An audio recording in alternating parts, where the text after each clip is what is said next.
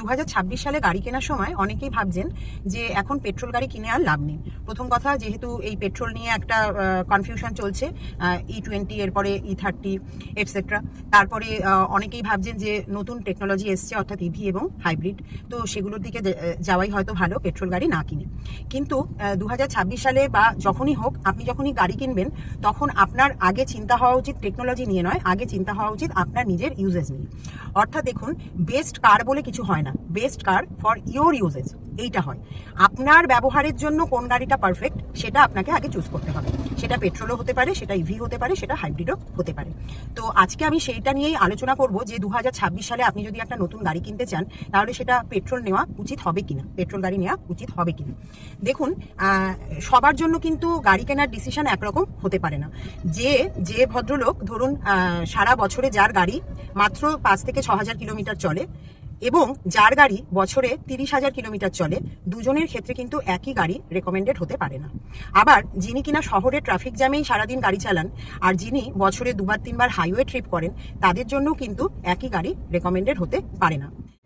এবারে একটু দেখি যে এই মুহূর্তে অর্থাৎ 2026 সালে দাঁড়িয়ে ইন্ডিয়ান কার মার্কেটের অবস্থাটা ঠিক কীরকম।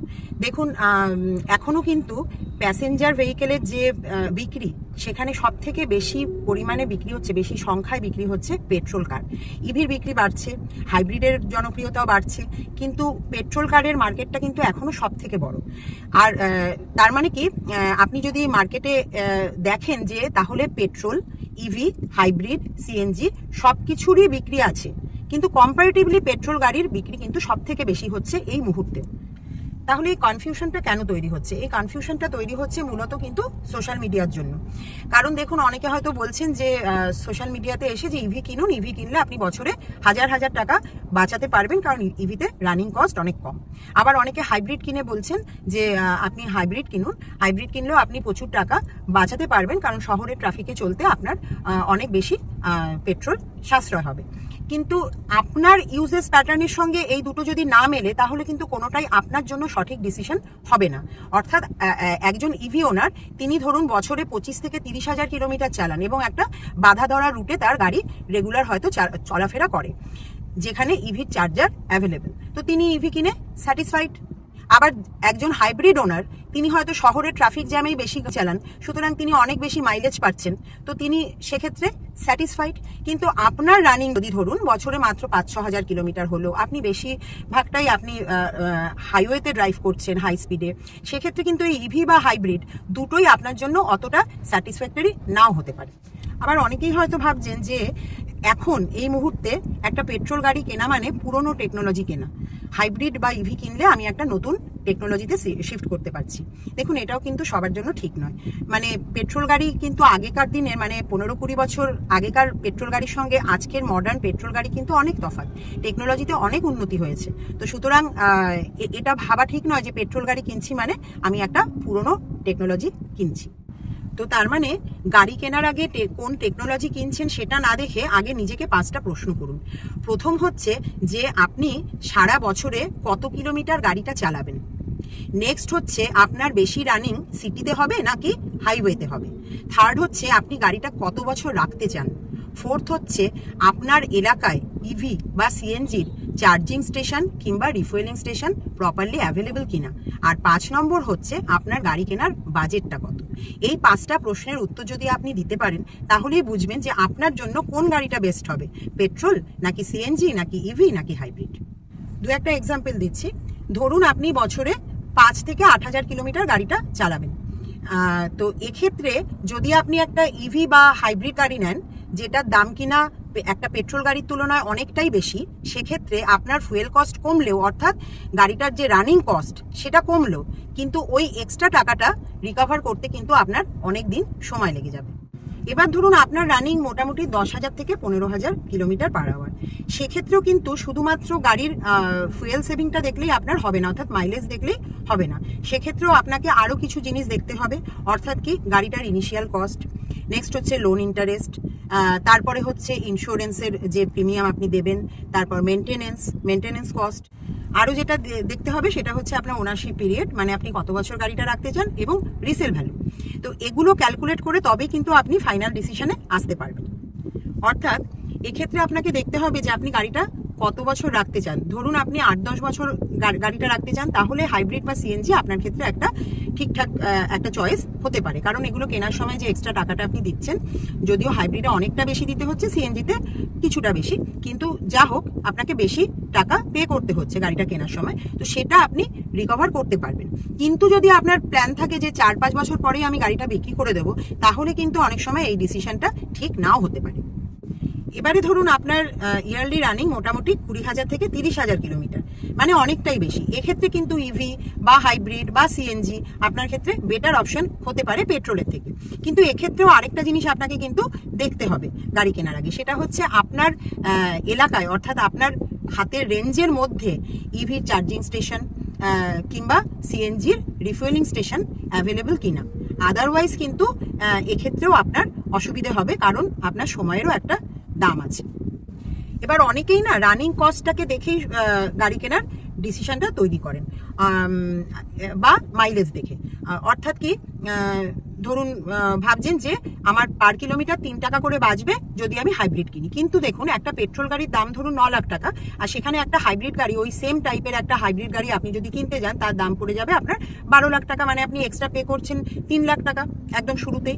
তারপরে গাড়িটার মেনটেনেন্স আছে, তারপরে গাড়িটার ইন্স্যুরেন্স আছে, তারপরে আপনার লোন ইন্টারেস্ট আছে, এই সমস্ত কিছু ধরে যে এক্সট্রা টাকা আপনি পে করছেন, সেই টাকাটা কমপ্লিটলি উঠতে আপনার কত বছর লাগবে এই 3 টাকা পার কিলোমিটার ধরে, সেটাও কিন্তু হিসেব করতে হবে।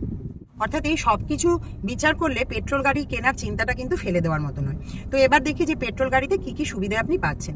প্রথম কথা হচ্ছে, পেট্রোল গাড়ি এখনো পর্যন্ত সব থেকে ভালো বেস্ট ওনারশিপ এক্সপিরিয়েন্স দেয়। তারপরেতে আপনার এর রিফুয়েলিং এর জন্য আপনাকে কোনো চিন্তা করতে হবে না, যত্রতত্র আপনি পেট্রোল পাম্প পেয়ে যাবেন। তারপরে হাইব্রিড বা ইভির মতন সার্ভিস সেন্টার আপনাকে খুঁজতে হবে না, যে কোথায় স্পেশালাইজড হাইব্রিড টেকনোলজি হ্যান্ডেল করার মতন সার্ভিস সেন্টার আছে। যে কোনো জায়গায় শহরে গ্রামে এর সার্ভিস সেন্টার অ্যাভেলেবেল। আর কি, এখনকার যে পেট্রোল ইঞ্জিনগুলো সেগুলো সবই কিন্তু পেট্রোল কারগুলো সেগুলো সবই E20 কমপ্লায়েন্ট করে তৈরি করা হচ্ছে। সুতরাং এখন যে আমাদের যে ফিউয়েলটা পাওয়া যাচ্ছে ইন্ডিয়াতে, E20 ফিউয়েল, যেটা নিয়ে আমাদের সবার একটা হেডেক এসে উপস্থিত হয়েছে, সেটা নিয়েও এই মুহূর্তে আপনাকে তাহলে চিন্তা করতে হবে না আপনি যদি একটা নতুন পেট্রোল গাড়ি কেনেন। কিন্তু কেনার সময় অবশ্যই দেখে নেবেন সেটা E20 কমপ্লায়েন্ট কিনা। এবার আসছি দেখুন মেনটেনেন্সের কথা। ইভির তুলনায় পেট্রোল ইঞ্জিনের মেনটেনেন্স একটু বেশি, কিন্তু তার মানে এই নয় যে ইভিতে কোনো মেনটেনেন্স নেই। এটা নিয়ে আমি আগেও ভিডিও করেছি, আপনারা চাইলে দেখে নিতে পারেন, আমি এখানে আই বাটনে দিয়ে দিচ্ছি। আচ্ছা, তো সুতরাং মেনটেনেন্স তো সব গাড়িরই করতে হবে, এমন নয় যে হাইব্রিডের কোনো মেনটেনেন্স নেই, ইভির কোনো মেনটেনেন্স নেই, সিএনজির কোনো মেনটেনেন্স নেই, শুধু পেট্রোল গাড়িরই মেনটেনেন্স আছে, সেটা নয়। পেট্রোল গাড়ি কিনলে হ্যাঁ অবশ্যই আপনাকে টাইমলি ইঞ্জিন অয়েল চেঞ্জ করাতে হবে, সমস্ত পার্টসগুলোকে দেখাশোনা করতে হবে, টায়ার ইত্যাদি সব কিছু যেগুলো সব গাড়িতেই থাকে সেই মেনটেনেন্সগুলো পেট্রোল গাড়িতেও আছে। আচ্ছা, তো টার্বোচার্জডের ক্ষেত্রে, টার্বোচার্জড যে পেট্রোল ইঞ্জিনগুলো সেগুলোর ক্ষেত্রে মেনটেনেন্স কস্টটা একটু বেশি, কিন্তু ন্যাচারালি অ্যাসপিরেটেড যে পেট্রোল ইঞ্জিনগুলো সেগুলোর ক্ষেত্রে কিন্তু মেনটেনেন্স কস্ট খুব একটা বেশি নয়। মোটামুটি একটা সিম্পল মেনটেনেন্স করলেই গাড়িগুলো অনেকদিন টেকে।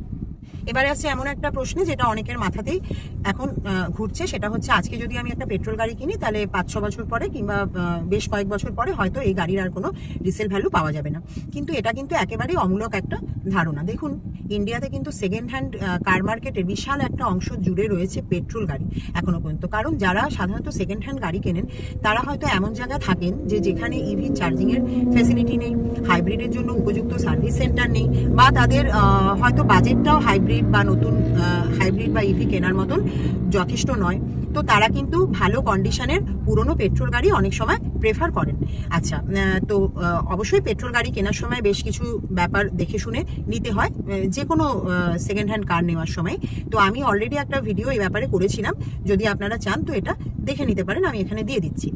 তো এবারে কথা হচ্ছে কি, দেখুন রিসেল ভ্যালুটা ডিপেন্ড করবে আপনার গাড়িটা কোন ব্র্যান্ডের, কোন মডেলের, আপনার গাড়ির সার্ভিস হিস্ট্রি কেমন, কোনো অ্যাক্সিডেন্টাল হিস্ট্রি আছে কিনা, গাড়ির ওভারঅল কন্ডিশন কেমন, আপনি কত কিলোমিটার ড্রাইভ করেছেন, এই সব কিছু কন্ডিশনের উপর। শুধুমাত্র ফিউয়েল টাইপ বা টেকনোলজি দেখে কিন্তু রিসেল ভ্যালুটা ডিসাইডেড হয় না।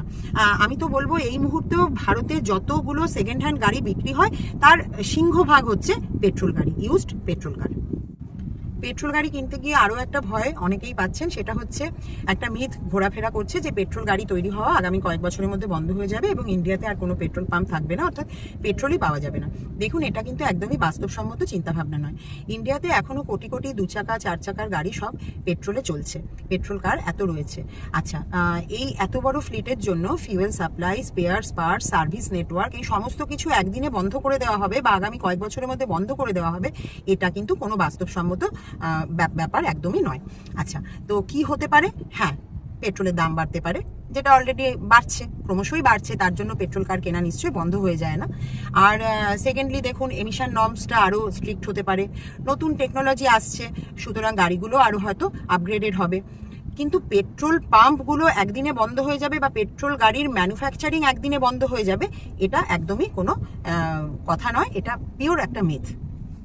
তাহলে কারা নিশ্চিন্তে 2026 সালেও পেট্রোল গাড়ি কিনতে পারেন? দেখুন, আপনার ইনিশিয়াল বাজেট কম আছে, মানে ইভি বা হাইব্রিড কেনার মতো ইনিশিয়াল বাজেট নেই, এটা 1 নম্বর কন্ডিশন। আপনার অ্যানুয়াল রানিং খুব বেশি নয়, মোটামুটি কম বা মাঝারির মধ্যে। থার্ডলি হচ্ছে আপনার এলাকায় ইভির চার্জিং কিংবা সিএনজির রিফুয়েলিংয়ের সেরকম বন্দোবস্ত অ্যাভেলেবেল নেই। আচ্ছা, হাইব্রিডের জন্য ভালো সার্ভিস নেটওয়ার্ক আপনার এলাকায় নেই, কিংবা হাইব্রিড কেনার মতন বাজেট আপনার নেই। তারপরে আপনি হয়তো হোম চার্জিংয়ের অ্যারেঞ্জমেন্ট করতে পারবেন না, এবং আপনি বেশি লং ট্রিপ করেন, হাইওয়ে ড্রাইভটাই আপনার বেশি হয়, সিটিতে আপনি খুব একটা বেশি চালান না সেক্ষেত্রে, এবং আপনি একটা খুব সিম্পল ওনারশিপ এক্সপিরিয়েন্স চান, সেক্ষেত্রে কিন্তু আপনার ফার্স্ট চয়েস হবে একটা পেট্রোল কার, সেটা 2026-এ দাঁড়িয়েই হোক বা আগামী কয়েক বছর পরেই হোক।